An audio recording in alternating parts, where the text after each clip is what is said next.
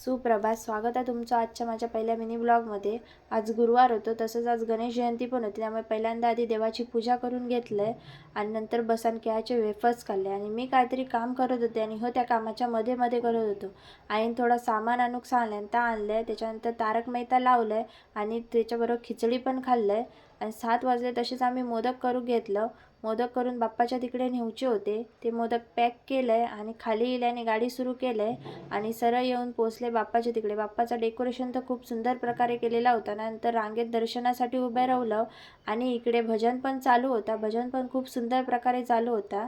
ह्या वर्षीच्या पहिल्या गणपती बाप्पाचं दर्शन पण झालं आणि तुम्ही पण करून घ्या. बाप्पाची मूर्ती बघून खूप प्रसन्न वाटला. घराकडे येतच होतो तोपर्यंत आरती पण सुरू झाली. तर आरती ऐकून पण मन प्रसन्न झाला. त्याच्यानंतर घराकडे येईल थोडं प्रसाद खाल्लंय, जेवलंय आणि सगळ्यात मोठा काम होता आमच्या साहेबांका खाऊक घालूचं. आता खाऊक घातलंय. तसं तुमका आजचं माझं मिनी ब्लॉग आवडलं असेल तर लाईक, कमेंट आणि फॉलो नक्की करा.